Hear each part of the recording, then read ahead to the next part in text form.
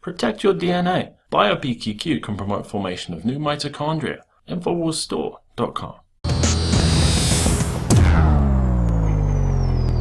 Who is Seymour Hersh, and why does what he says matter? Mr. Hersh exposed the cover-up of the 1968 My Lai massacre of between 347 and 504 unarmed Vietnamese citizens and received the 1970 Pulitzer Prize for international reporting for his work. He has notably investigated the CIA's secretive Project Azorian. Hersh recently exposed the mistreatment of detainees at the Iraqi prison Abu Grahib. Mr. Hersh has the journalistic integrity to take the lonely path seldom seen towards the truth. Now this award-winning journalist and touchstone to a fading era of investigative journalism faces an administration that has set a new record on what can only be declared as a war on transparency. The Society of Professional Journalists, made up of 38 groups, wrote a letter to the Obama administration criticizing its overall politically driven suppression of the news. Hersh's solution to the lapdog media that whitewashes Obama's dirty laundry is to shut down news networks like NBC and ABC and fire 90% of the mainstream editors, replacing them with real journalists who are outsiders and not afraid to speak truth to power. The Republic's in trouble. We lie about everything.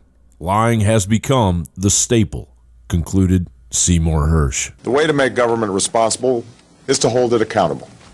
And the way to make government accountable is make it transparent so that the American people can know exactly what decisions are being made, how they're being made, and whether their interests are being well served.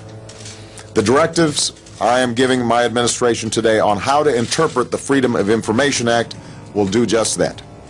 For a long time now, there's been too much secrecy in this city. The old rules said that if there was a defensible argument for not disclosing something to the American people, then it should not be disclosed. That era is now over.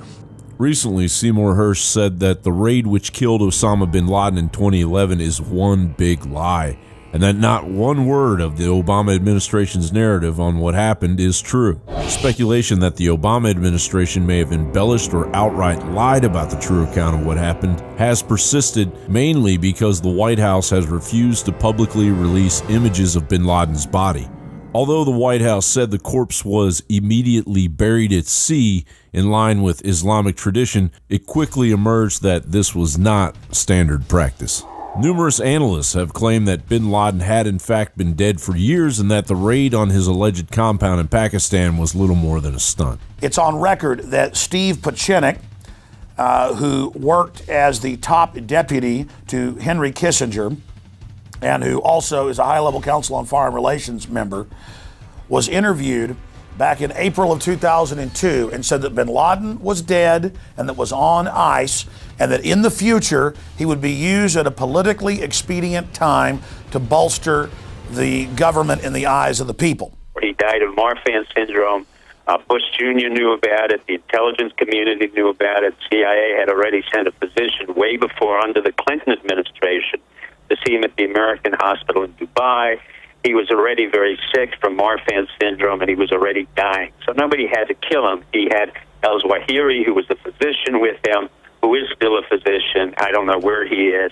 But we knew he was already dead by 9/11. It was very clear that he was dying. In Tora Bora, he probably died. Tommy Franks, general, said accidentally that he died. But then Madeleine Albright in 2003, on December 17th, went on Fox News program and said that he was dead and on ice, and that the Bush administration was thinking about rolling him out during the 2004 election if they needed it. But then because of that coverage, the inside baseball was they didn't. Other questions also persist, such as why the narrative and timeline of the raid has changed multiple times, why the White House initially claimed that Situation Room photos showed Obama watching the raid live when in fact there was a blackout on the live feed, and why neighbors in the immediate area surrounding the compound said with absolute certainty that they had never seen Bin Laden and that they knew of no evidence whatsoever to suggest he lived there. You know that if somebody new comes in your street, in your area, you always know. The next house is my other house, which I rented to my cousin friend. I never seen anything like that, and that's why I can't believe that. And to be honest, it's not true. Osama, maybe some other people, but Osama is not a, the bird who came, went to the inside, because this is restricted area. When we came out from outside to come here to, always army will say, oh, where's your ID card? So it's not believed. They were pounding Pakistani civilians and poor hapless villagers there with their drone attacks, with the Hellfires and with their Reaper missiles.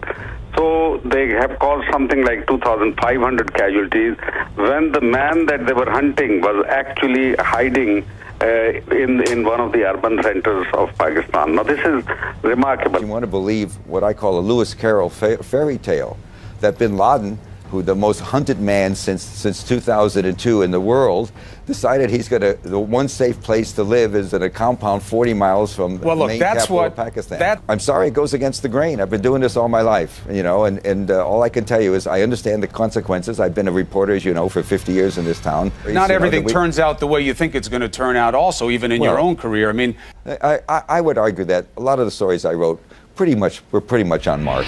John Bound, Infowars.com.